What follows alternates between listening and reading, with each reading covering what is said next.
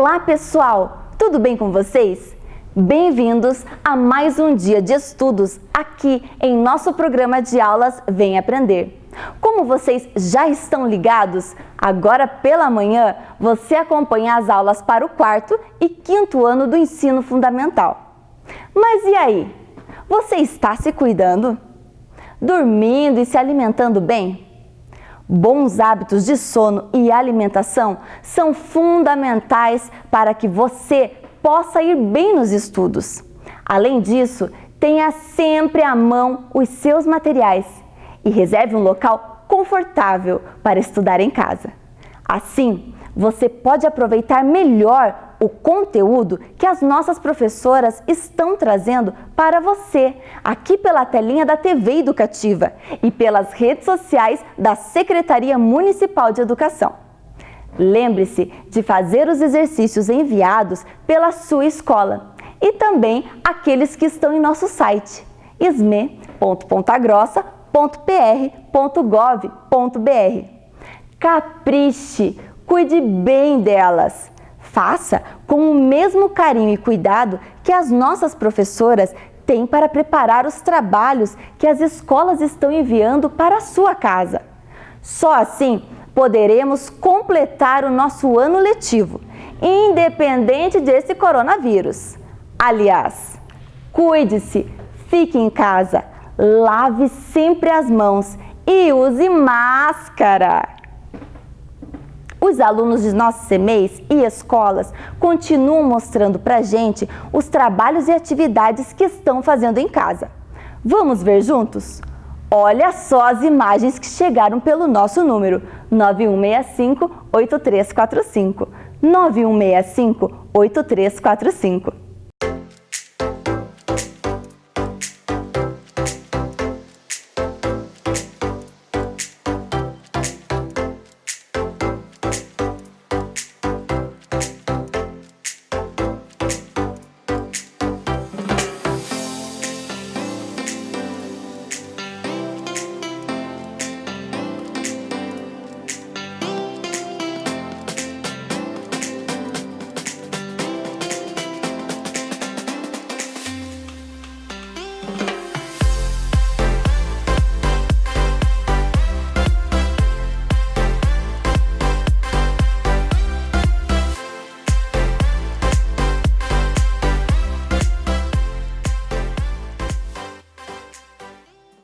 Muito bem, pessoal! Continuem firmes, lendo muito e estudando com a gente, todos os dias. A sua sala de aula é aqui, na tela da TV Educativa de Ponta Grossa. Estão preparados? Então, vamos começar! Fique agora com as aulas do 4º e do 5º ano do ensino fundamental.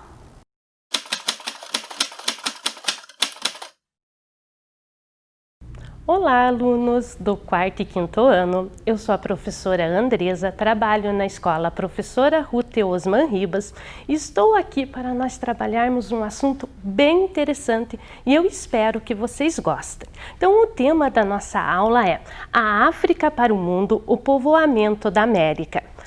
Então, vai ser uma aula bem diferente, pessoal. Para nós não perdermos o costume, eu vou levar vocês passearem de novo, só que agora nós vamos conhecer um pouquinho lá na África.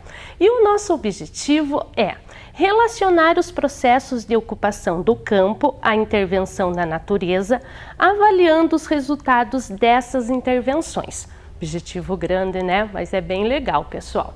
Então, a nossa aula ela vai começar com uma música que é da palavra cantada, em que os nossos professores de musicalização vão cantar para vocês. Vamos ver então?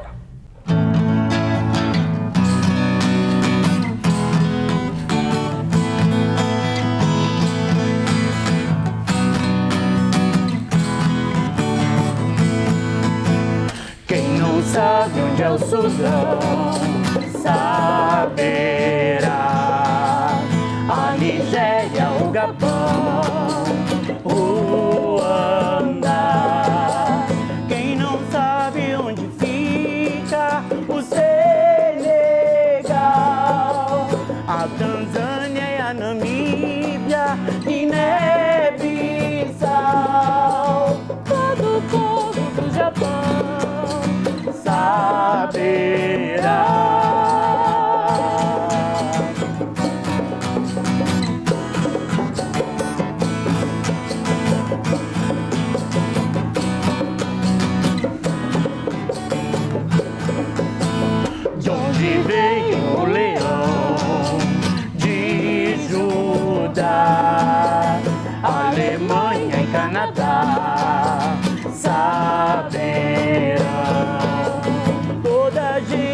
da Bahia, sabe já de onde vem a melodia do Ijexá. O sol nasce todo dia, Vem de lá, entre Oriente e Ocidente, onde fica? Qual a origem da gente? Onde fica? África fica no meio do mapa do mundo, do atlas da vida.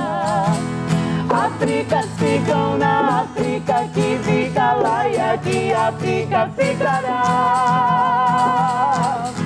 Basta atravessar o mar pra chegar onde cresce o baobá, pra saber da floresta de Oxalá e Malê, no deserto do Alá, do Ilê, Manto Monstro, Manabó, Yorubá, entre Oriente e Ocidente, onde fica? Qual a origem da gente? Onde fica? África fica no meio do mapa do mundo, do atlas da vida. Áfricas ficam na África, que fica lá e aqui África ficará.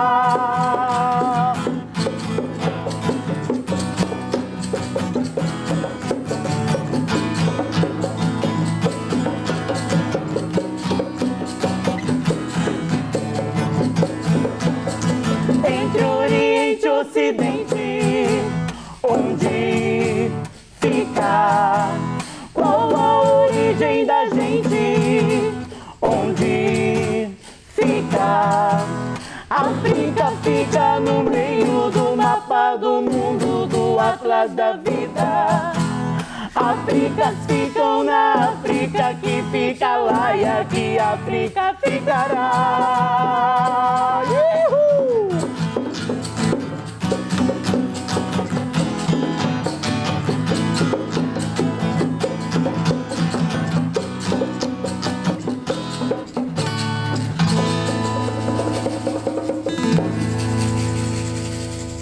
Então, pessoal, e aí, gostaram, né? Nossos professores são notas 10, né?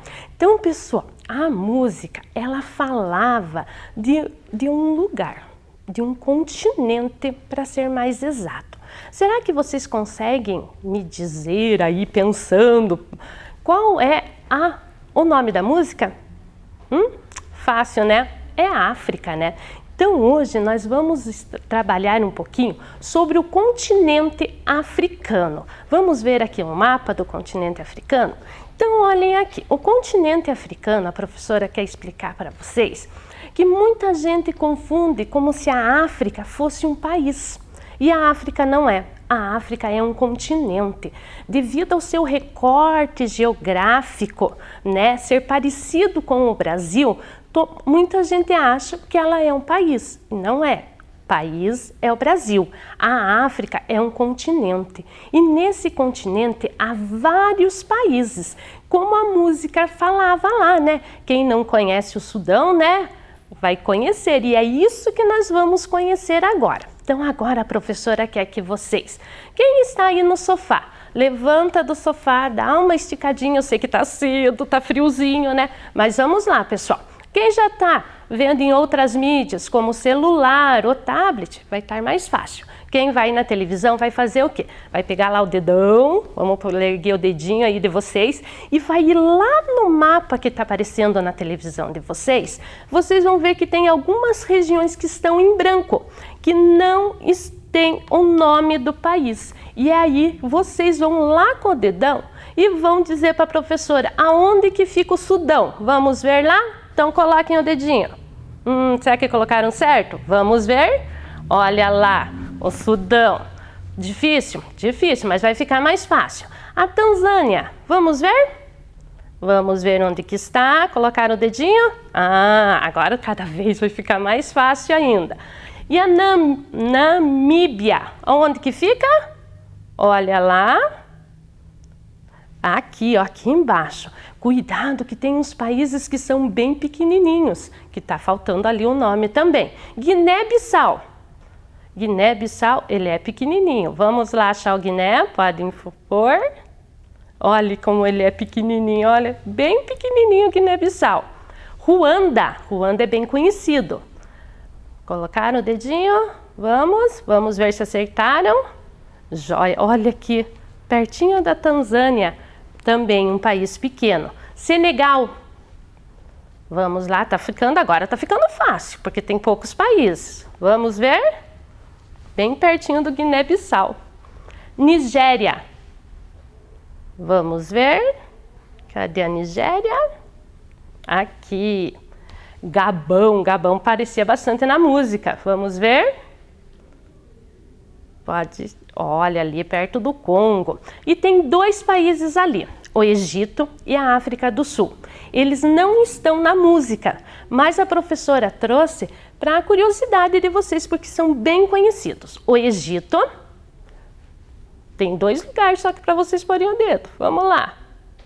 Certo. E tem também o país África, só que é a África do Sul, que está bem ali, ó, aqui embaixo.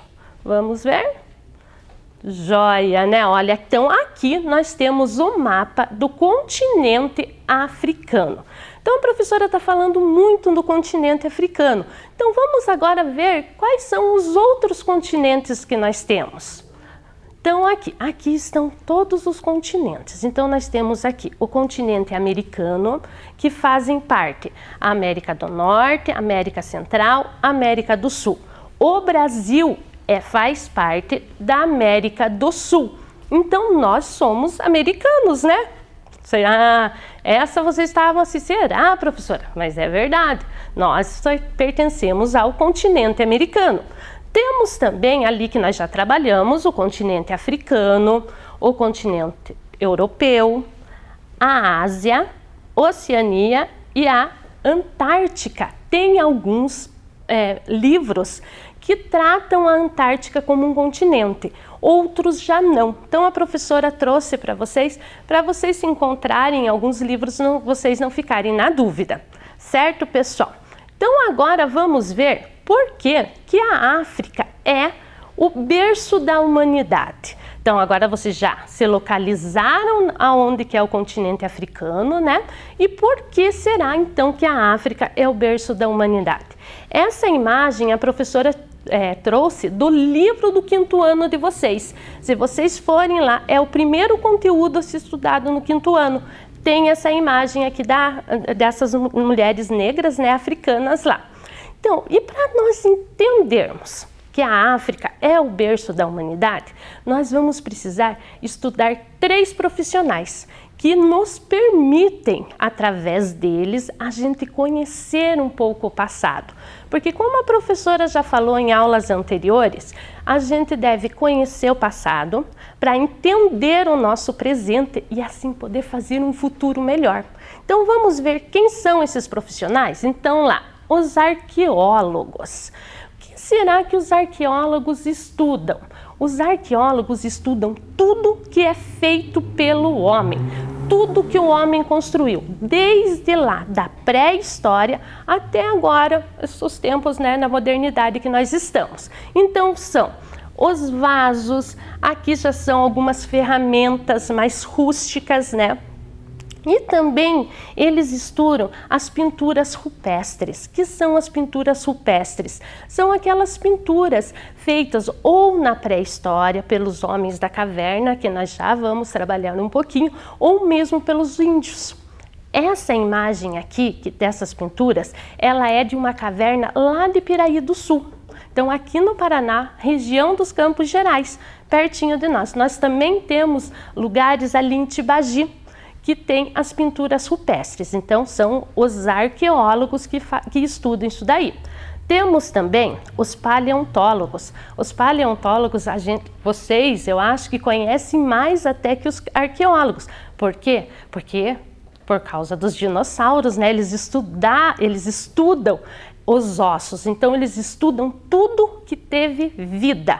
Pode ser animal, o ser humano ou vegetal. Então aqui a professora trouxe os dinossauros e aqui eles estudando uma ossada, né? Um fóssil de ossos, poderia ser ali provavelmente, né, dos seres humanos, certo? E temos também, claro, os historiadores. Eu sei que vocês já tiveram aula de fontes históricas, né?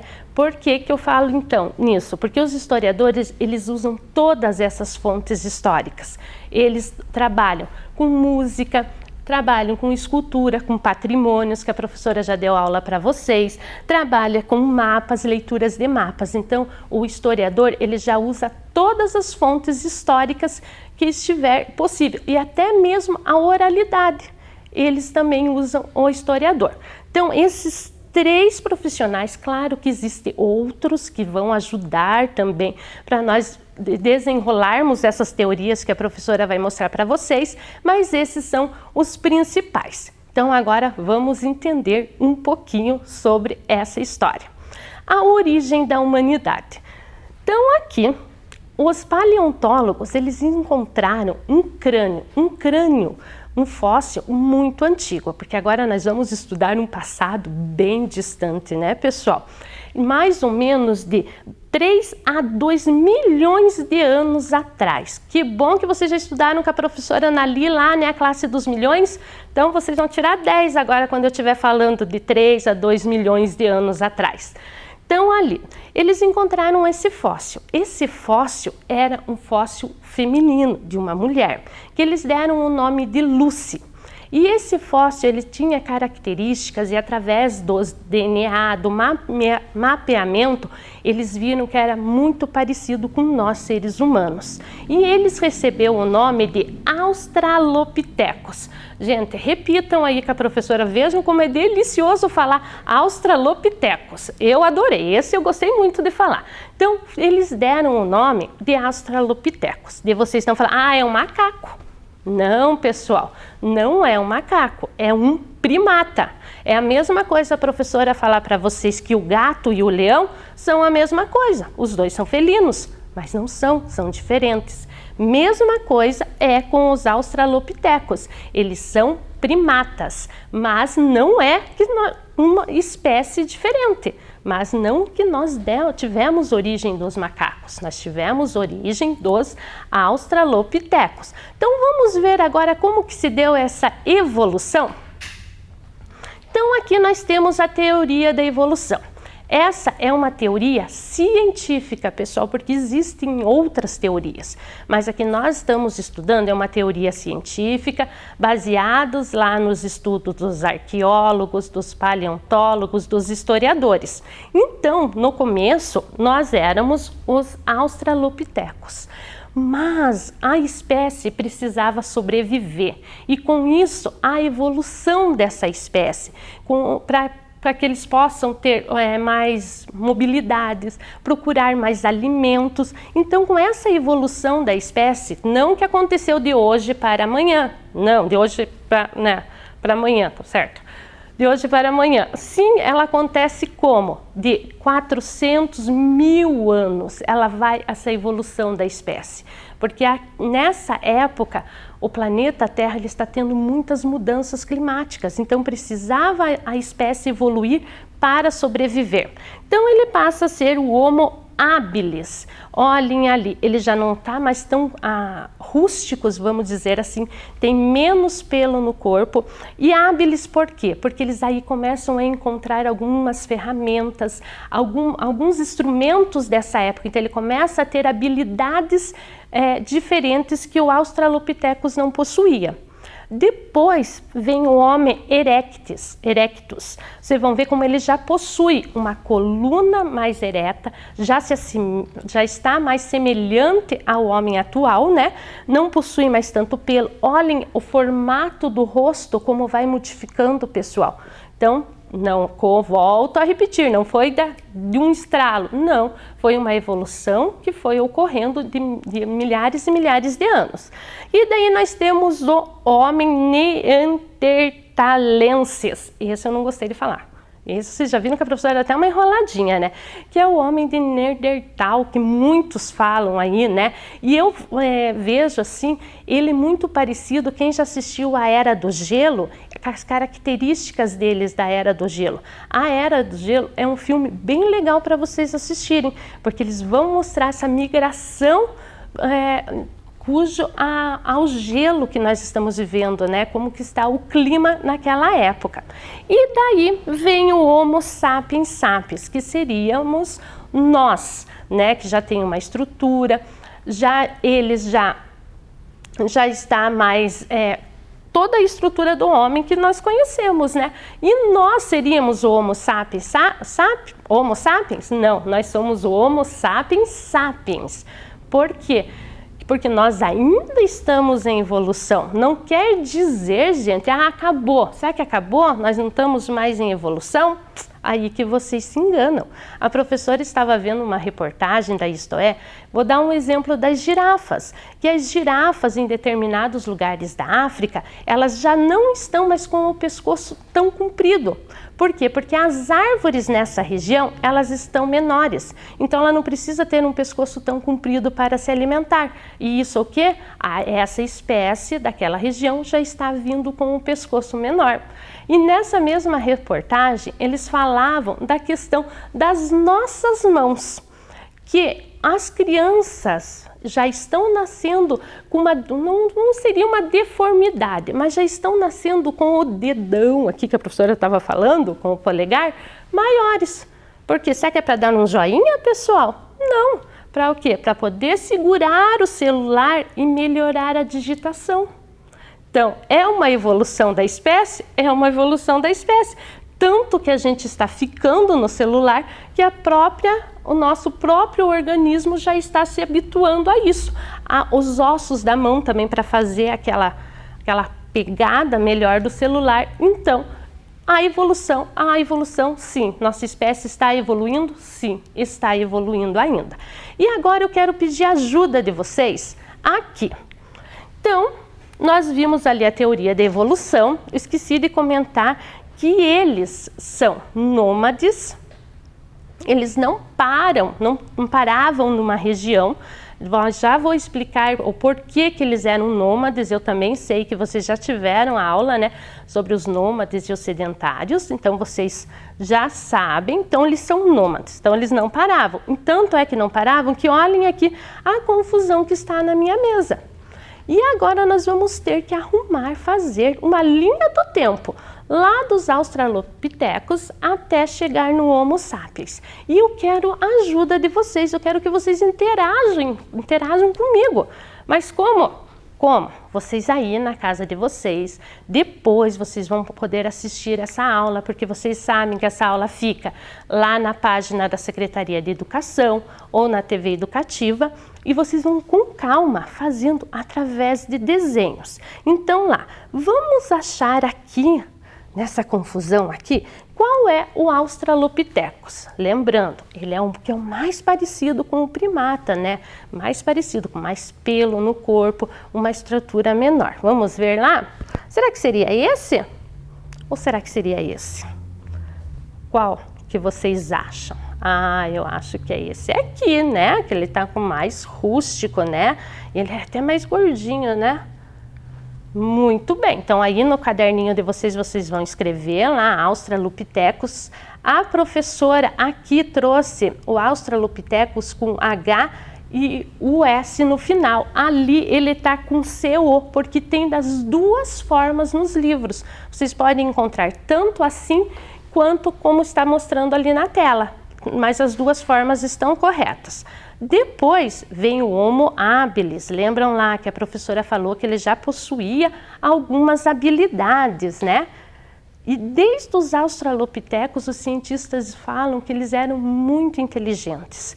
Então, o Homo habilis. Depois, Homo erectus, né? Que já começa a ter uma formação, ele já possui a coluna, já está com a coluna mais reta, né? E já está mais semelhante ao homem atual, né? Então, aí vem o Homo neandertalensis e por último, o Homo sapiens. Certo, pessoal? Então, na casa de vocês, mais tranquilo, vão fazer esse desenho, coloca lá linha do tempo e desenha a teoria da evolução aí, bem tranquilo, bem calminho aí na casa de vocês. Certo? Então, agora vamos ver. Então, agora aqui nós já aprendemos um pouquinho da África, já aprendemos a teoria da evolução e agora vamos como que era da África para o mundo. Como que esse pessoal ali conseguiu povoar o planeta Terra? Então vamos entender ali. Então primeiro eu quero que vocês olhem esse mapa aqui. Esse mapa é o convencional que vocês estão acostumados a ver na escola de vocês? Não, né, pessoal? Esse mapa aqui, o mapa que nós vemos lá na escola, é geralmente com a Europa no centro, né? Sempre tá ali, né? A Europa no centro. Esse já não. Esse, a América vai estar aqui no centro. Tá errado? Não. Lembrando que isso daqui é uma planificação. Se nós fôssemos montar o globo, ficaria certinho, igualzinho. Ele é uma representação diferente, mas está certinho da mesma forma. Então, nós estamos aqui na África. Para eles povoarem a Europa, a Ásia, a Oceania, tranquilo, né, pessoal? Lembrando que eles eram nômades. E por que eles saíam? Eles eram nômades, mas eles viviam já em grupos.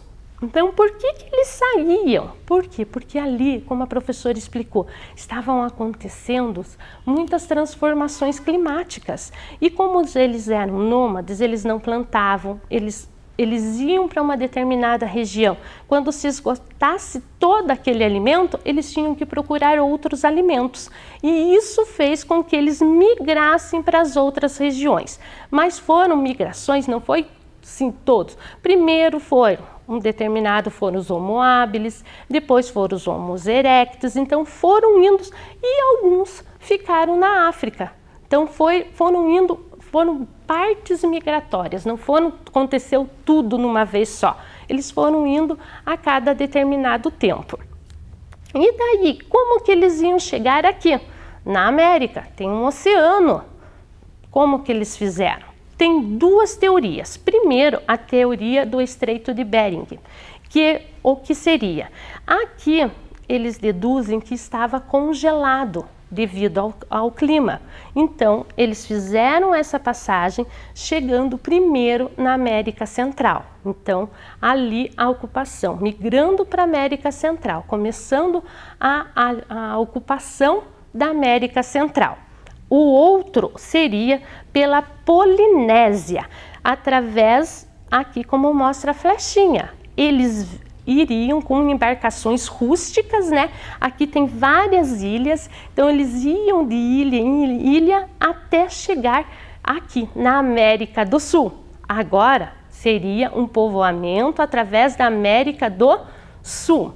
Então, há muitos questionamentos sobre isso. Será que foi pela América do Norte? Será que foi pela América do Sul?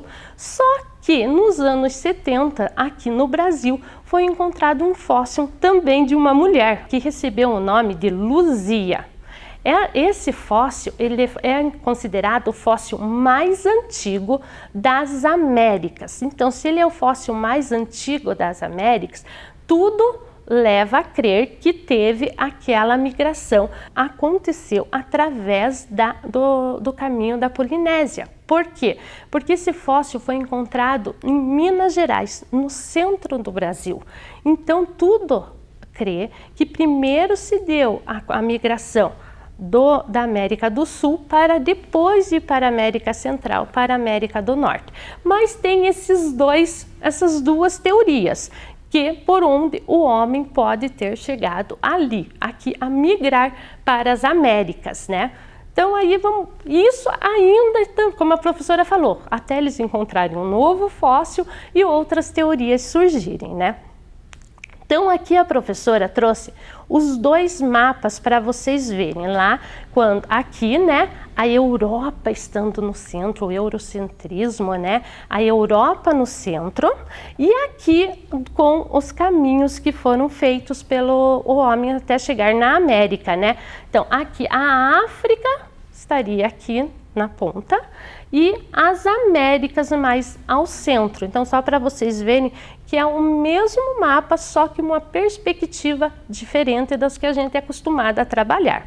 Então nós vimos, né, que todo ser humano se originou lá da África, mas daí vocês devem estar perguntando, mas professora, por que que uns são loiros, outros são morenos, por que que uns têm o olhinho puxado, outros não? Como? Por que que se deu isso? Por causa das regiões que cada um migrou, pessoal. Então, quem migrou para a região mais geladas, vocês podem ver que tem um olhinho puxado. Por quê? Porque eles tinham que no rosto dele não poderia ter tanta água. Então, por isso, esse olho puxado, essa característica mais plana, faria com que eles não tivessem tanto frio. Porque o cabelo claro, olha, porque eles foram para uma região que não tinha tanto sol, uma região que estava mais escura, por isso que não precisaria ter a pele tão escura. E por que então lá os negros na África? Porque vejam bem, os que ficaram na África é uma região onde tem um dos maiores desertos, é muito calor, é muito seco. Então a pele, quanto mais melanina eu tenho na minha pele, mais escura ela vai ser. Por isso esse tom de pele, para quê? Para proteger eles do sol. Mas todos nós tivemos a mesma origem. Então não há aqui nessa época que nós estamos vivendo, com tantos conhecimentos, um querer ser melhor do que o outro. Nós somos todos iguais, nós viemos todas da mesma região, todos nós temos o descendente lá na África. Então, por isso que a professora trouxe aqui, todos os seres humanos pertencem à mesma espécie humanas, devemos respeitar as diferenças. Então, todos temos o mesmo DNA, mas com características diferentes. E que bom que cada um tem a sua própria características, né, pessoal? Senão o mundo seria muito chato, né? Então agora nós vamos assistir um vídeo que vai fazer todo o fechamento dessa aula que a professora deu. É um desenho animado e eu espero que vocês gostem, tá joia?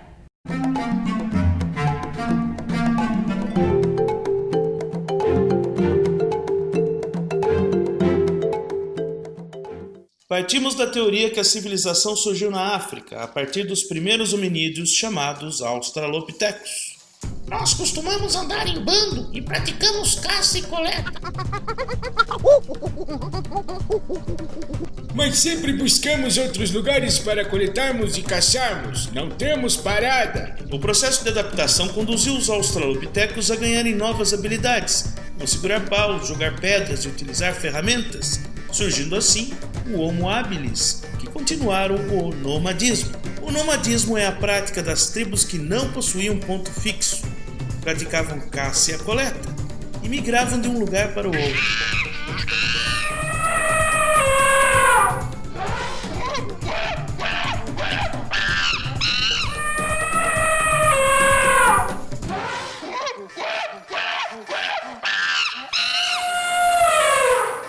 Durante o processo evolucionário, os hominídeos tornaram-se cada vez mais sábios. O desenvolvimento cognitivo iria desenvolvendo-se cada vez mais, surgindo o Homo erectus, o Homo sapiens arcaicus e o Homo sapiens sapiens.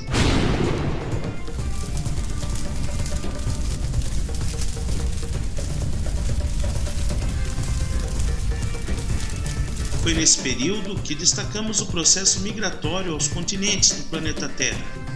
De acordo com os estudos da pré-história da América, os primeiros hominídeos teriam vindo para o continente americano por dois lugares: o Estreito de Bering, ligando a Sibéria ao Alasca, e pela Polinésia, vindo através de embarcações pelo Oceano Pacífico, na América do Sul.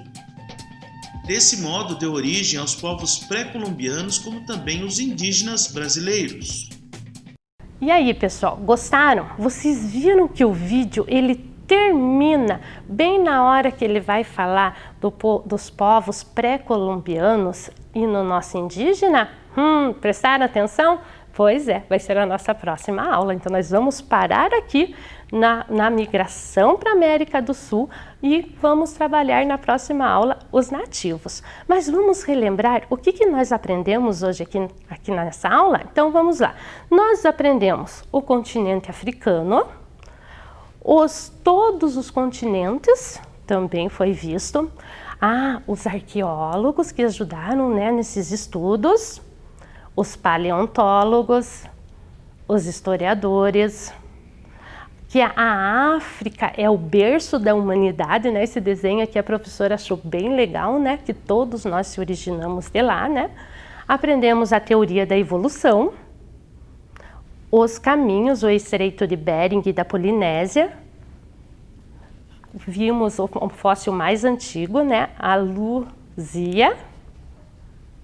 E que todos nós somos iguais, que temos que respeitar. Somos todos iguais e ao mesmo tempo todos diferentes e que devemos respeitar todo mundo, né? Respeito acima de tudo, né, pessoal? Eu espero que vocês tenham gostado. Se cuidem.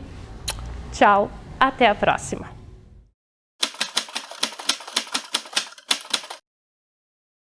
Olá, alunos do 4º e 5º ano. Tudo bem com vocês? Prontos para mais uma aula de Ciências da Natureza? Esta aula que está sendo preparada pelo grupo de pesquisas de aula, com muito carinho para você. E também quero mandar um abraço a todos os professores da rede de ensino do município, que estão elaborando as atividades para você realizar aí na sua casa, certo? Bom, dentro dos nossos estudos da ciência da natureza, nós temos 3 palavras que dão direção às nossas aulas. Vocês recordam delas? Então, vamos buscar elas lá? Conhecimento, experiência e investigação, certo? Tenho certeza que vocês estão cada dia, cada aula que passa, ampliando o seu conhecimento. E pensando no que nós já conversamos, no que nós já falamos durante as aulas anteriores, vamos recordar do que nós trabalhamos na aula passada, na semana passada? Vocês lembram? Puxem da memória aí. Vamos lá? Então, ciclo da água. Muito bem. Lembram o que nós falamos sobre o ciclo da água? Que o ciclo da água é o permanente processo de transformação da água na natureza, onde a água ela passa pelos 3 estados: líquido, sólido ou gasoso, certo? Lembram também que, devido ao ciclo da água, nós falamos sobre aquecimento global? Que nós falamos sobre as consequências desse aquecimento no ciclo da água. Como é que ele está tornando esse ciclo um pouquinho desregulado, certo? E pensando nisso, nós também falamos sobre a necessidade de um consumo consciente dessa água que chega aí na sua casa pela torneira, certo? Lembraram lá? Ao escovar os dentes, fechar as torneiras, né? Não mantendo um desperdício, sempre usando ela com bastante consciência. Bom, pensando nisso, nós tínhamos a tarefa para ser realizada. Primeiramente, vocês deveriam desenhar o ciclo da água, certo? Lembrando que aqui a professora trouxe mais ou menos o que vocês, né, para vocês terem uma ideia de como vocês compararem com os desenhos que vocês fizeram. Então, deveria aparecer a fase da evaporação, que é quando a água que está no solo, nos rios e oceanos, ela é aquecida pelo sol, ela sobe, evapora. Quando ela chega lá em cima na atmosfera, né? Ela vai se condensar, o vapor de água vai se juntar formando as nuvens. Muito bem. Quando ela chega lá em cima, lembram que o vapor vai chegar lá e vai encontrar uma massa de ar mais fria e vai transformar novamente em líquido? Exatamente. E nesse processo nós vamos ter a chuva, quando a água ela se condensa, ela fica carregadinha lá na nuvem, ela voltou a estado líquido, ela vai precipitar. Então, nós teremos a precipitação. E por último, depois que ela caiu, ela vai chegar no solo fazendo a infiltração, certo? Então, assim nós completamos o ciclo da água. Quando ela chegou no solo, ela vai começar tudo de novo. Lembram também que a outra tarefa era sobre fazer um acróstico sobre o consciente, usando a palavra tema como consciente? Então, aqui nós temos um exemplo de uma atividade que foi realizada por um aluno das nossas escolas. Eu sei que 4º e 5º ano são muito criativos e eu tenho certeza que vocês colocaram, tem alunos que chegam a escrever até textos usando uma palavra como base, né? E eu tenho certeza que vocês conseguiram fazer um texto, um acróstico bem legal aí, certo? Bom, para dar sequência na nossa aula de hoje, nós vamos ver os objetivos que nós vamos buscar atingir no final da nossa aula, certo? Todo o estudo hoje vai estar voltado para nós chegarmos lá na nossa meta, onde que nós vamos querer chegar hoje. Então vamos ver os nossos objetivos? Reconhecer a importância do ar e sua existência, identificar as camadas da atmosfera. Muito bem. Reconhecer a importância do ar. Ar. Vocês vão ter que buscar aí um conhecimento lá do 3º ano, certo? Nós temos o nosso objetivo, nós vamos para a nossa pergunta norteadora da nossa aula. Vamos ver qual é? Por que a atmosfera é importante para a manutenção da vida? Nossa, professora, mas você falou em ar e agora você está falando em atmosfera? O que é que tem a ver uma situação com a outra?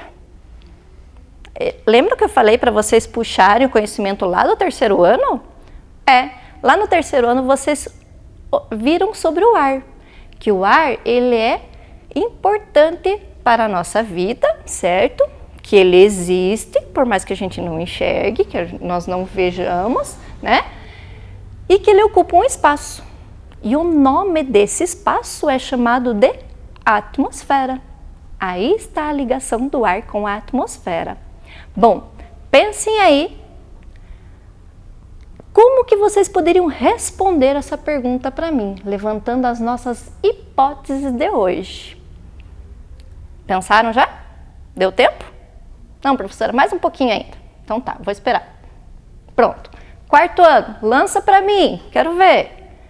Por que na atmosfera encontramos o ar? Sim ou não? Vamos ver. 5º ano, pronto? Porque o ar é importante para a nossa vida.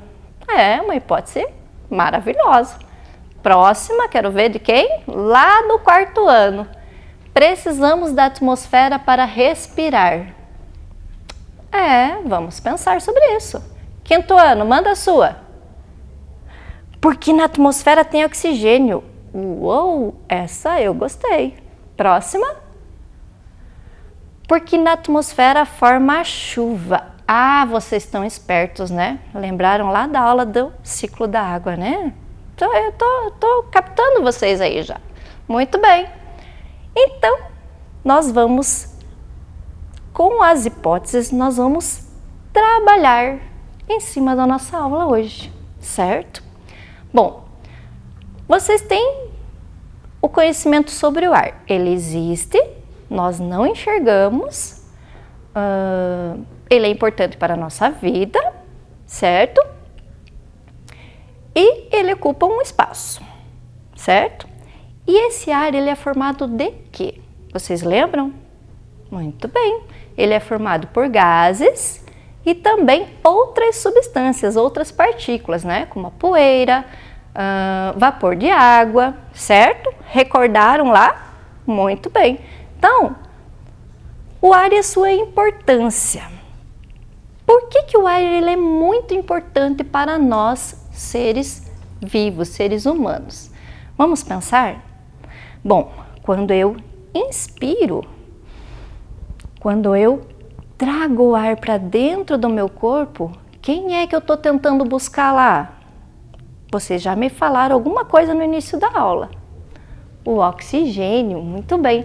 Então, quando eu inspiro, eu estou trazendo o ar para dentro dos meus pulmões e o meu pulmão vai se encarregar de mandar esse ar para todo, junto com o coração, né, com o sangue, para todas as partes do meu corpo. Por quê? Porque ele vai ser fundamental para a produção de energia para a nossa vida. Só que esse ar, quando ele entra lá, esse oxigênio, quando entra lá, ele faz uma troca, né? O nosso corpo usa o oxigênio e ele vai trazer de volta.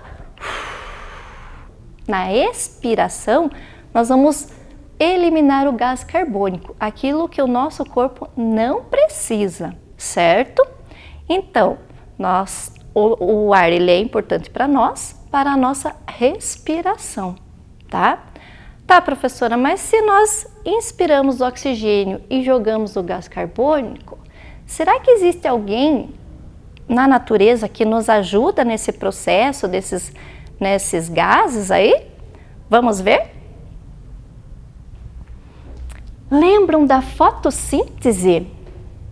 Eu acho que vocês também já estudaram alguma coisa lá no 3º ano, certo? Vamos relembrar rapidinho? Então, a fotossíntese é realizada pelos vegetais, lembram? Quando que, pelas raízes, eles captam a água do solo, com a ação do calor do sol, dos raios do sol, eles vão captar o ar, né, para fazer a produção de nutrição da planta. Então, a planta, ela vai segurar o carbono, né, ela vai trazer o gás carbônico para si, ela segura o carbono e ela devolve para a atmosfera o oxigênio. Uou! Por isso que os vegetais ajudam nesse processo para os seres humanos, né? Que eles devolvem o oxigênio para a atmosfera, para que nós possamos utilizá-lo ele depois, certo? Com isso, nós vamos pensar, mas professora, é somente oxigênio e gás carbônico que nós temos de gases nessa atmosfera? O que vocês acham? Não, né? Então, nós vamos ver como é que esse ar ele é composto, certo? Além do oxigênio e do gás carbônico, nós temos alguns gases que são chamados de gases nobres. Professora, por que eles são nobres? Qual é o título que levam eles? Muito bem, vamos lembrar da nobreza, né? Por quê? Porque eles são raros dentro da natureza. Nós temos aqui o exemplo do hélio. O hélio ele é um gás que ele é utilizado para encher balões. Qual que é a característica dele? Esse gás ele é leve, mais leve que o ar, então ele faz com que os balões subam, certo? Nós temos o neônio, que vocês vão lembrar, se eu pegar o neônio e separar, eu vou lembrar de uma palavrinha chamada neon. Ah, professora, neon, ele está relacionado àquelas cores fluorescentes, brilhantes, né? Exatamente. Então, esse gás, quando ele é quebrado, né, ele deixa o objeto, vamos dizer assim, brilhante, certo? E eu sei que vocês já viram até em algumas pulseirinhas que a gente quebra, parece que ela faz ele solta o gás ali dentro, certo? E fica brilhante. Aí nós temos de importante para nós aqui, que nós utilizamos nas atividades do nosso cotidiano, o xenônio, certo? Que ele é utilizado nos letreiros de lojas. Aquelas placas onde ficam os nomes das lojas brilhantes. É o gás neônio, é o gás xenônio que faz essa luminosidade. E o radônio, ele é um gás radioativo e ele é utilizado em tratamentos de saúde. Então ele se torna importante por estar ajudando nesses processos também, certo? Então, nós vamos verificar ainda um gráfico desses gases na natureza. Olha lá, 21% do oxigênio. Bom, vocês recordam como é que a gente faz a porcentagem, né? Divide por 100. Lembraram lá da totalidade? Nós pegamos e dividimos por 100, certo? Então, 21% de todo o ar composto, ele é composto de oxigênio. 78% de nitrogênio e 1% que nós teremos o gás carbônico, vapor de água e outros gases. Esses outros gases entram os gases nobres também, certo? Bom, para isso, nós vamos perceber essa existência do ar. Bom, vamos agora.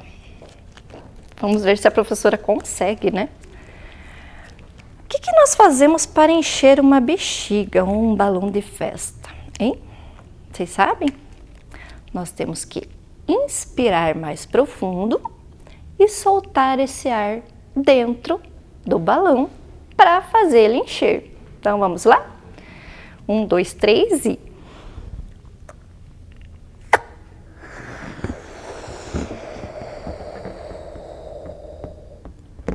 Uou, deu certo! Então, quer dizer que dentro desse balão agora eu tenho ar, certo? Muito bem. Aquele ar que eu inspirei e aí eu coloquei dentro do balão. Muito bem. Quer dizer que agora ele está ocupando um espaço, né? Delimitado pelo balão. Tá. Professora, mas é muito fácil encher uma bexiga. Mas eu vou fazer mais uma situação aqui para vocês perceberem que o ar existe e que ele ocupa um espaço. Nós vamos então para a nossa experiência do dia. Anotem lá no seu caderno o que nós vamos precisar para que depois vocês possam fazer, certo? Então, nós vamos usar copo, água, um recipiente transparente. No meu caso aqui, professora, mas eu não tenho um recipiente transparente. Pode ser qualquer bacia, desde que você coloque o copo inteiro. Aqui é só para vocês enxergarem melhor. Algodão ou papel, joia? Qualquer um dos dois. Então, vamos para a nossa experiência de hoje? Muito bem. Nós queremos saber da existência do ar e do espaço que ele ocupa neste momento, certo? Então, vocês vão pegar o copo, eu vou usar o algodão, mas vocês podem usar o papel também, amassa ele bem, certo? Detalhe, gente, eu não posso só colocar de modo que esse algodão caia, certo? Então, eu vou colocar ele e vou pressionar ele, vou empurrar ele lá embaixo, de modo que ele fique bem firminho e ele não caia para baixo. Combinado? A água, ela tem que ser suficiente para que esse copo aqui seja totalmente encoberto pela água. Então, vamos lá, junto comigo? Detalhe, nós vamos colocar o copo nessa direção, nada de fazer isso aqui, é retinho com a boca para baixo. Então, bem tranquilo. Quando vocês, não sei se vocês conseguem perceber que a hora que eu vou colocando o copo, ele começa a dançar. Isso não pode deixar acontecer, certo? Olha lá, vamos de novo. Bem tranquilo. Vocês vão perceber que o copo ele vai tender a balançar, porque vai existir uma pressão. Na hora que vocês forem fazer aí, façam bem tranquilos para vocês perceberem que o copo ele vai sofrendo uma pressão. E eu tenho que fazer até uma certa força para empurrar ele. Então, uou, entrou todo o meu copo lá. Bom, eu estou vendo que o meu copo está inteiro embaixo da água. E agora, o que é que vocês acham que está acontecendo com o algodão que está lá? Vocês conseguem ter uma ideia? Bom, pensem aí, logo logo eu vou tirar. tá? Então, subiu, bem tranquilo. Vou usar aqui só para tirar o excesso da água, certo? E agora eu vou observar o que aconteceu com o meu algodão. Bom, podem ver que todo o copo está molhado, né? Tem as gotículas de água. E eu vou buscar lá o meu algodão. Uau! Ele está inteiramente seco. Nossa, professora, o que será que aconteceu ali? Vocês conseguem ter uma ideia de por que é que o meu algodão continua seco ainda? Exato. Bem isso que vocês pensaram. Porque quando eu coloco o copo, o ar que está ali, ele acaba fazendo uma barreira entre a água e o algodão. Então essa barreira não permite que a água suba e não chegue até o algodão, certo? Então, o ar existe, né? Por mais que nós não enxergamos, ele estava ali, impedindo da água chegar até o algodão, certo? Bom, lembram lá no início da aula que nós comentamos que o ar ele ocupa um lugar, ele está num espaço, e esse espaço se chama de atmosfera. Então, vem comigo lá, que agora nós vamos tentar entender quem são essas camadas, quem é essa atmosfera que está todo o nosso ar ali, certo? Então aqui nós temos o planeta Terra e em volta dele nós temos a atmosfera, tá? Se eu for contar aqui, eu vou perceber que eu tenho 5 camadas, cada uma com suas características. Para nosso estudo, nós vamos trazer essas camadas mais perto. Então, aqui. Nós deixamos a Terra lá bem pequenininha e é como se a gente aproximasse, como se nós aproximássemos das camadas. Então, eu tenho as camadas e as suas características. E para que você possa entender melhor, vocês vão me ajudar a montar uma maquete agora. Vamos lá? Bom, então eu tenho aqui preparadinho já o nosso planeta e os arcos que estão representando as 5 camadas. Então, a primeira camada nós vamos chamar de troposfera. Então, vamos lá. Troposfera. Nessa camada, qual que são as características dela principais? Essa camada ela vai do solo até 15 km de altura, certo? Então, até 15 km nós vamos encontrar a troposfera.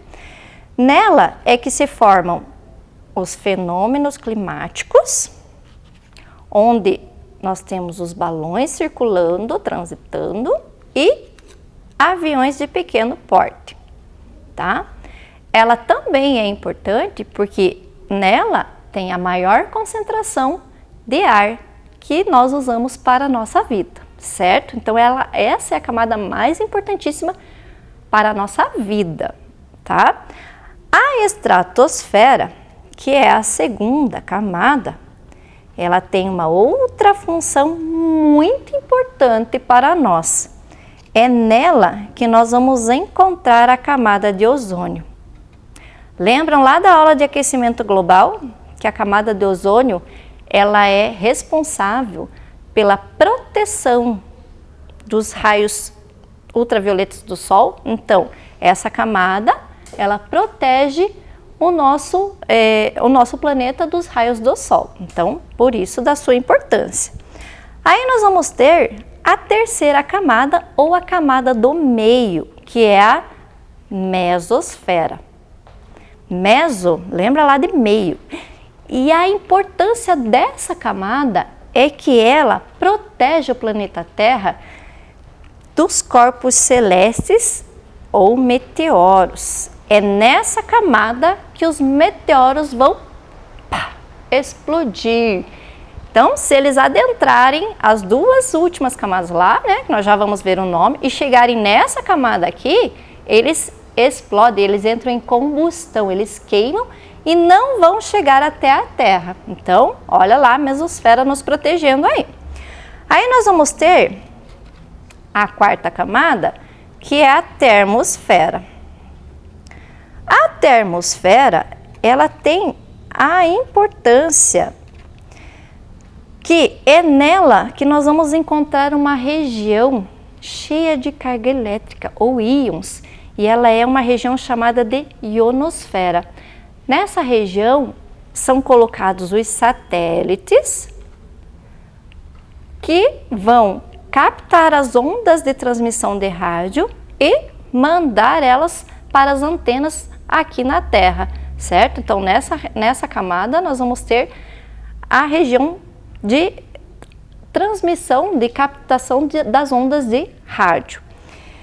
E a última camada, a exosfera, exo de fora, né? A última camada, o que vai acontecer com ela? Ela vai, nessa camada nós temos pouquíssima concentração de gases. Então aqui nós podemos dizer que os gases são rarefeitos, certo? Eles quase não existem. E ela vai até que ela se mistura com o espaço sideral. Então, quando acaba a exosfera, nós vamos ter o espaço sideral, certo? Agora eu quero chamar vocês para nós fazermos uma anotação aí no caderninho de vocês, tá?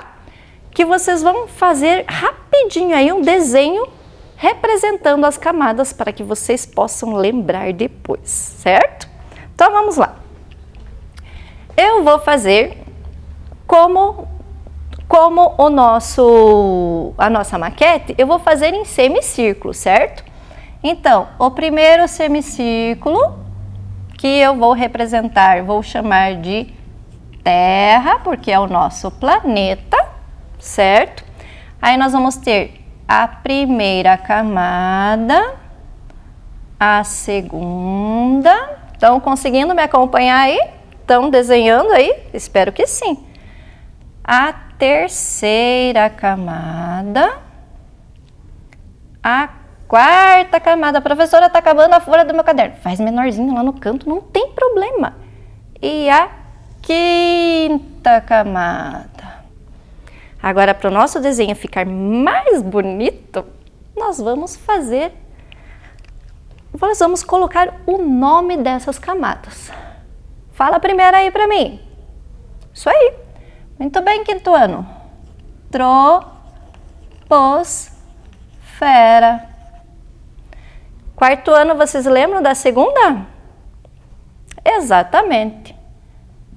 Estratosfera. A terceira, como é que é o nome dela? Exatamente. Opa, profe! A terceira não é a camada do meio? É, então é qual que é? Mesosfera. Vamos esquecer esse T aqui, certo? Mesosfera. Muito bem, tô vendo que vocês estão espertos.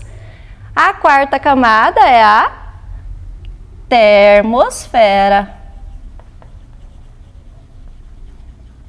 E a última, exosfera. Exosfera. Certo? Gostei. Quer dizer que vocês estão bem espertos aí. Bom, tá, professora, mas se nós estamos no solo, como é que nós não saímos flutuando por aí? Tem alguma coisa que acontece que deixa nós aí no solo, bonitinhos? Vamos ver?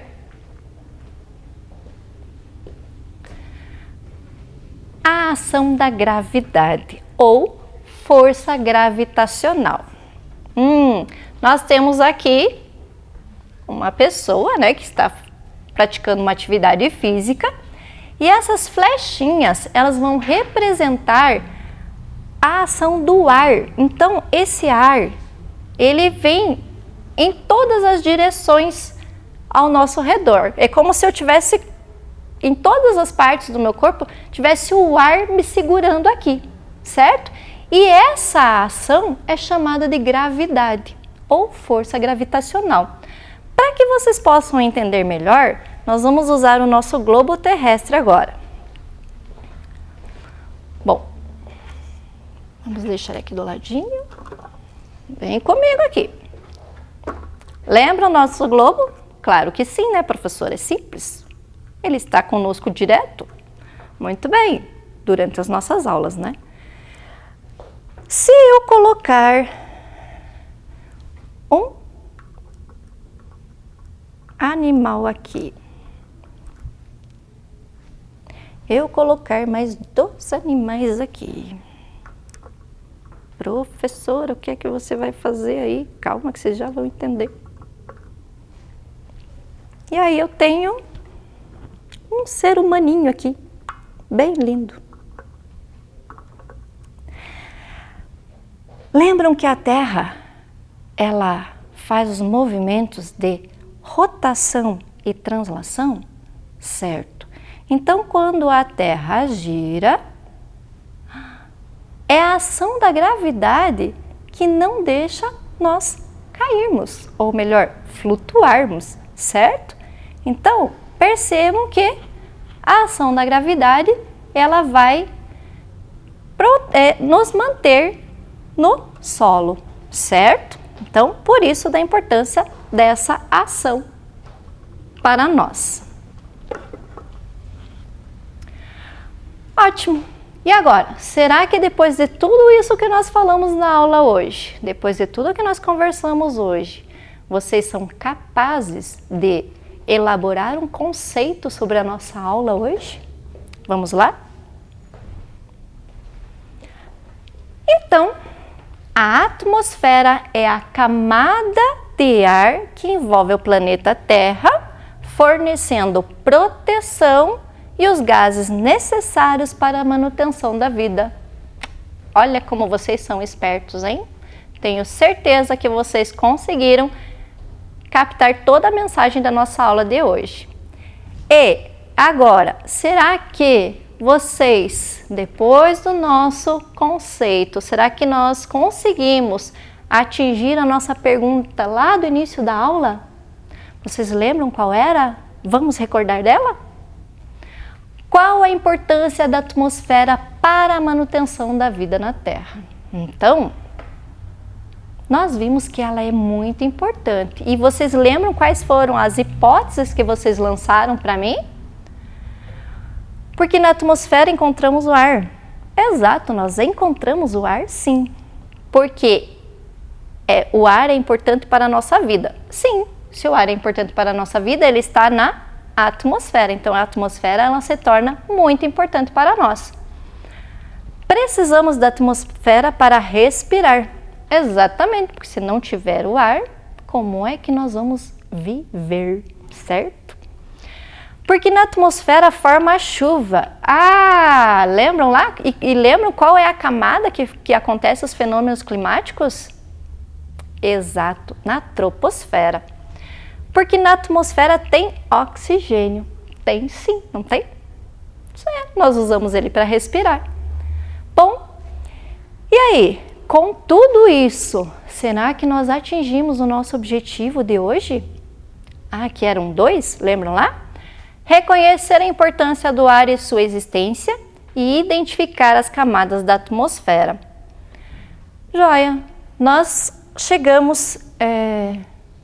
conseguimos entender todo o processo da importância dessa atmosfera para nós, seres vivos, né? Seres humanos também, e conseguimos identificar as camadas da atmosfera. Bom, agora eu vou deixar para vocês uma tarefa para que vocês possam estar realizando aí. Vamos ver qual é? Vocês terão que fazer com muito capricho e muita dedicação as camadas da atmosfera. Essas camadas, lembram lá que nós desenhamos no quadro? Eu espero que vocês tenham feito no caderno de vocês. que vai ficar muito mais fácil para vocês fazerem. Vocês podem fazer numa folha separada ou no próprio caderno. Vocês vão representar essas camadas, representando toda a atmosfera. E espero que vocês coloquem os nomes dela lá, tá? Bom, com isso, eu deixo para vocês a tarefa de hoje e eu espero vocês na próxima aula com muito entusiasmo, com muita emoção, para que nós possamos ampliar cada vez mais o nosso conhecimento, certo? Até amanhã!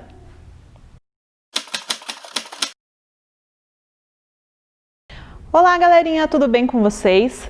Eu sou a professora Mariana, da Escola Rubens. E hoje quero começar nossa aula de arte fazendo uma pergunta para vocês. Quando vemos uma estátua viva na rua, um quadro com tinta jogada, um vaso sanitário em meio ao museu, ou sucata compondo uma estátua, isso é arte? Tem gente que olha e diz, não, para mim isso não é arte, não. Parece complexo, não é mesmo? Para entender o que pode ser considerado arte, precisamos estudar sobre ela. Por isso, hoje, eu vou contar um pouco sobre a história da arte, para que vocês entendam melhor esse assunto. Vamos a outra pergunta. O que você enxerga quando anda pelas ruas? Nosso olhar é como a lente de uma câmera fotográfica. Isso quer dizer que ao olharmos aos lugares à nossa volta, algumas coisas podem nos chamar mais atenção, porque nos provocam algum sentimento, encantamento, indignação. O que hoje chamamos de arte começou exatamente desse jeito, através da observação. Olhem para o meu figurino de hoje. Eu estou vestida conforme o estilo de vida de um determinado povo. Vocês sabem qual é? Pensa aí. Isso! Eu estou vestida de mulher pré-histórica, exatamente porque é necessário ir para este período da história para compreender como a arte surgiu. Aliás, só é possível entender a arte se não olharmos não somente para a obra artística, mas principalmente para o modo de vida das pessoas no período em que a arte foi desenvolvida. Isto porque a história da arte conta sobre a cultura de cada povo. Isso quer dizer que podemos entender como uma determinada sociedade pensava e vivia. Vocês já sabem que a arte é uma forma do ser humano se expressar, colocar para fora o que está sentindo. As principais formas de arte são a arquitetura, a dança, a música, a escultura, o teatro, a poesia, o cinema, a literatura, a fotografia, as artes digitais, os quadrinhos e os jogos eletrônicos. As primeiras manifestações artísticas aparecem ainda na pré-história, no tempo em que as pessoas viviam nas cavernas. Esse tipo de arte se chama arte rupestre ou arte primitiva. Desde o tempo das cavernas, as pessoas já produziam arte. E não era arte dessas traquinagens que vocês têm feito em casa, não. Era arte de verdade, pois expressavam a crença e sentimentos daquele povo. Como este povo é muito antigo, não existem registros escritos de como eram as suas vivências. Naquela época, eles nem utilizavam a linguagem verbal para se comunicar. Mas graças aos conhecimentos e estudos científicos, podemos entender melhor o estilo de vida daquelas pessoas. Aliás, muitas descobertas foram feitas com a arte das cavernas, pois elas representavam o que eles viviam e sentiam. Nas paredes das cavernas, as pessoas da pré-história deixaram registradas várias cenas do cotidiano, como está aparecendo aí na telinha para vocês. Mas de onde vinha o material para a pintura? Eles usavam o sangue dos animais que comiam, além da terra, plantas maceradas e o carvão como tinta. O instrumento para a pintura eram pedaços de madeira e ossos. Eles desenhavam os animais porque acreditavam que isso facilitaria na hora da caça. Também as mãos, como vocês estão vendo aí.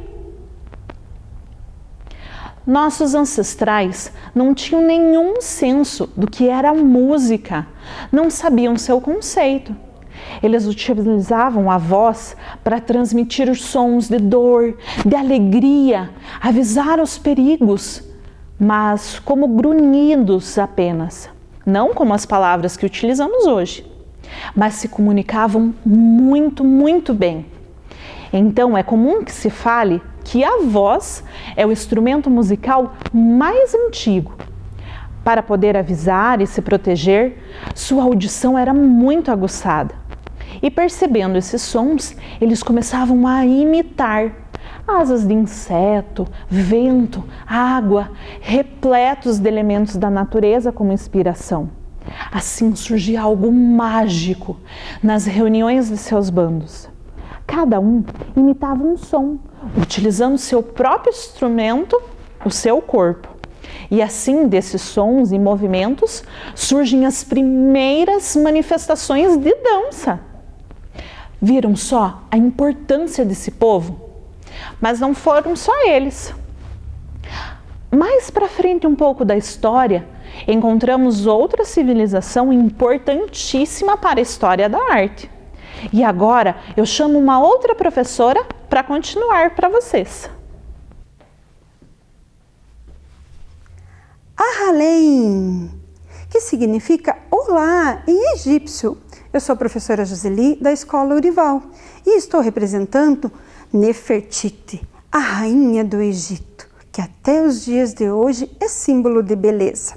E aqui está ela. Quanta beleza, não é mesmo?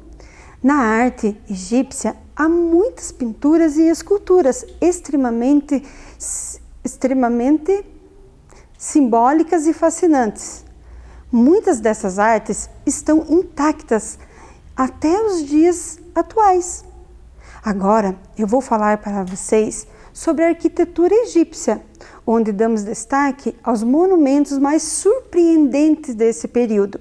A primeira imagem que vocês estão vendo é da esfinge de Gizá, com o seu corpo de leão e a cabeça de um humano. A próxima imagem são as famosas pirâmides, as quais foram construídas pelos e para os faraós Quepes, Khafre e Miquerinos, cada qual construída em sua época de reinado. Elas estão lá no sítio arqueológico localizado nos arredores do Cairo, no Egito, e são visitadas por muitos turistas até hoje também. As pirâmides eram túmulos dos faraós, que na cultura do Egito eram considerados os representantes dos deuses na terra. A base da pirâmide representava o faraó, enquanto a sua ponta era a ligação dela com os deuses após a sua morte. Havia também o mastaba, um túmulo dos egípcios da elite nobre. Quanto mais importante a classe social de alguém, mais elaborado eram seus desenhos, as pinturas desta tumba. Falando nas pinturas, vamos a elas.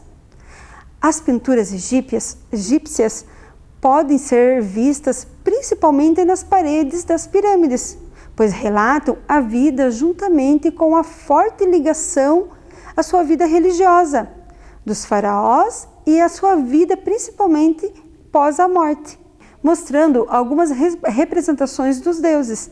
Além das pirâmides, temos uma curiosidade que, apesar da vibração religiosa que acompanhava a arte egípcia e seus faraós, era comum que cidadãos egípcios ricos no Egito tivessem murais em suas casas, elaborados com uma textura extremamente refinada. Entre as principais características do estilo, podemos citar que a arte egípcia era essencialmente algo simbólico e que segue padrões bem rígidos de representação. Um bom exemplo desses padrões é a lei da frontalidade. Na regra da frontalidade, um ser humano não deve ser pintado com a cabeça, membros inferiores e superiores virados para a frente. Porém, os seus olhos, o seu olhar e o tronco eram pintados de frente. O tamanho, dimensão e posição dos elementos, figuras presentes no espaço das obras, eram estipuladas de acordo com regras hierárquicas. Ou seja, quanto mais importante uma pessoa fosse dentro do reino, maior ela deveria ser na arte egípcia. Isto quer dizer que o tamanho das figuras seguia a seguinte lógica: primeiro vinha o faraó, depois a rainha, os príncipes quando havia, os sacerdotes, os servos e, por último, pequenininho, o povo. Os artistas da época não trabalhavam com a técnica da perspectiva, ou seja, a arte egípcia não trazia sensação do tridimensional. Os traços utilizados na arte egípcia seguem um padrão estilizado e bem rígido, e as cores são aplicadas em manchas uniformes. E por falar nas cores, vale ressaltar que as tintas eram obtidas diretamente da natureza, através do pó de minérios, de substâncias orgânicas e por aí vai. Muito legal, não é mesmo? Mas temos um pouco de história ainda para contar. Agora eu vou falar para vocês sobre a música e a dança egípcia. Desde os tempos antigos, a música e a dança estão presentes no dia a dia dos egípcios. Já durante o Egito Antigo, os instrumentos musicais eram populares e o canto e dança também faziam parte integrante da vida musical egípcia. Em um papiro do Império Novo, conhecido como os Ensinamentos de Ani, está dito que o canto, a dança e o incenso são alimento dos deuses. Esse fato é comprovado em algumas figuras encontradas em diversos túmulos, onde eram retratadas cenas de festas e banquetes, com músicos, cantores, bailarinos, animando o momento normalmente. Os principais instrumentos que eram utilizados eram as flautas, clarinetes e harpas. Os instrumentos de percussão normais eram o pandeiro e o tambor, enquanto que os sistros e crótalos eram utilizados como instrumentos de percussão em ocasiões de festividades religiosas. Infelizmente, não podemos ouvir registros das músicas daquela época, mas podemos imaginar como eram devido às letras das canções. As ilustrações encontradas nas tumbas, estudiosos afirmam que os antigos egípcios não seguiam uma partitura para tocar música, devido a nunca ter sido encontrado um papiro nas representações das músicas ou de possíveis escalas musicais do Egito Antigo. Ao que parece, o ritmo era marcado pelas palmas dos espectadores. Viram só? Isso é um resumo do que está por vir. Ainda sobre a arte egípcia, agora vou passar a palavra para a professora Kelly, que vai nos falar sobre a arte da civilização grega. Ieso posisé. Oi, como vai em grego? Sou a Prof. Kelly. Estou representando o povo da Grécia Antiga e quero iniciar minha fala com uma pergunta. O que é beleza? O que atrai o nosso olhar para algo que é belo? Essa foi uma pergunta a qual os gregos antigos dedicaram muito tempo, estudo e trabalho. Para eles, a beleza pode ser encontrada dentro de nós e criada por nós. Desenvolveram grandes ideias. Não é à toa que a Grécia é chamada o berço da civilização.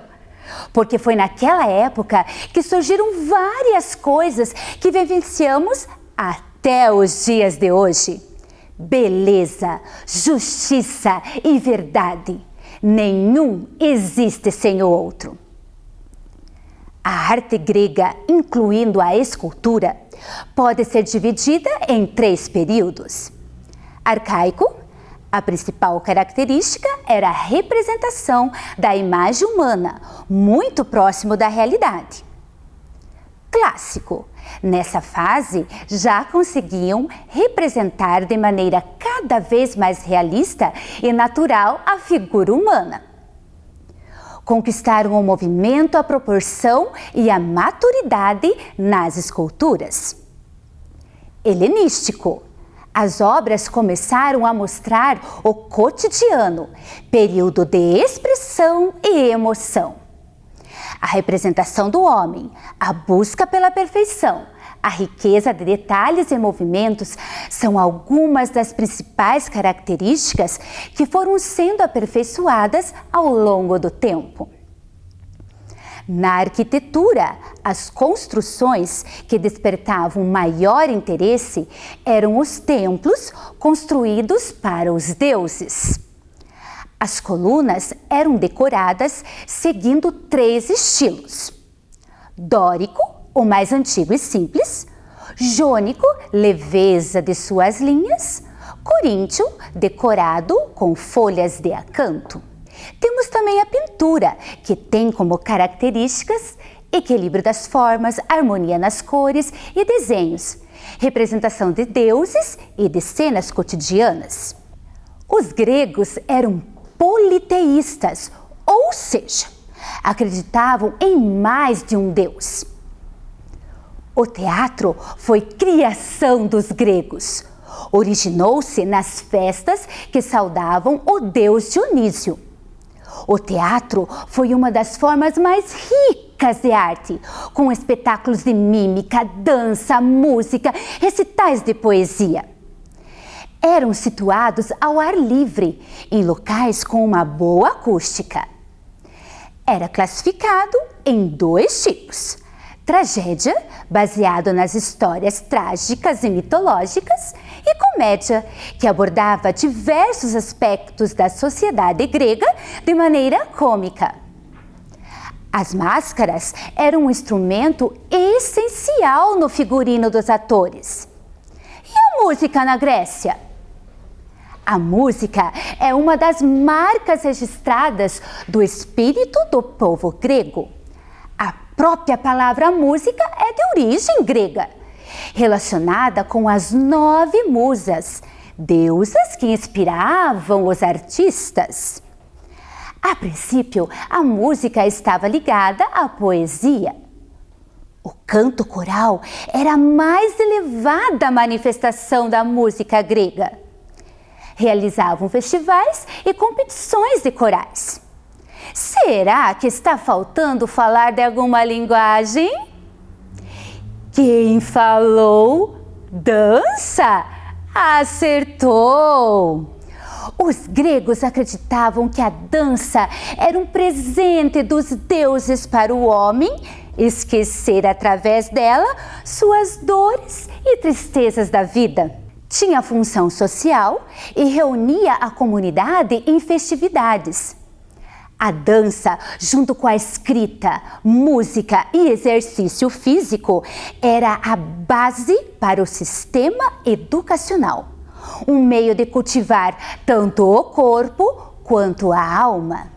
Enfim, a arte grega inspirou diversas civilizações, atingindo um grau incomparável de perfeição. E então, o que acharam da aula de hoje?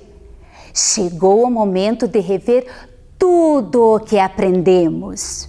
O povo da pré-história deu início à arte, com as pinturas das cavernas, a arte rupestre. A civilização egípcia se destacou através de suas grandiosas obras arquitetônicas, ou seja, suas construções. O povo grego desenvolveu belíssimas esculturas, além de criar o teatro. E aí, galerinha de casa? Vocês acham que a história da arte termina por aqui? Além dos povos rupestres, egípcios, gregos, existem ainda outras civilizações que contribuíram para a evolução da arte. Não percam as nossas próximas aulas sobre história da arte. Até a próxima! Chegamos ao final de mais um programa de aulas Vem Aprender. Pegue as atividades enviadas pela sua escola e estude. Baixe também os exercícios que estão em nosso site sme.pontagrossa.pr.gov.br. Para assistir novamente este programa, basta acessar a página da Secretaria de Educação de Ponta Grossa no Facebook ou no YouTube. Leia muito e envie para nós o que você está lendo e estudando. Nosso número você já conhece, é o 9165-8345.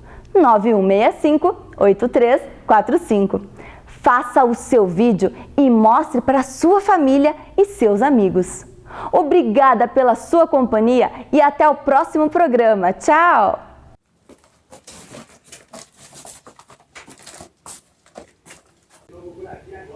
Oi, prof, aqui está o circuito do Arthur.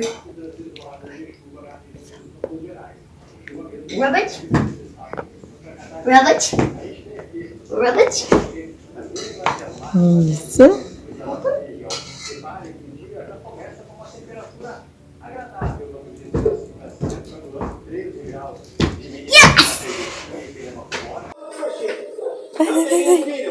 Vai. Mais um por vez. Mais um. Só um por vez. Caiu no chão. Cadê? Mais um ali. Aí você vai ganhar.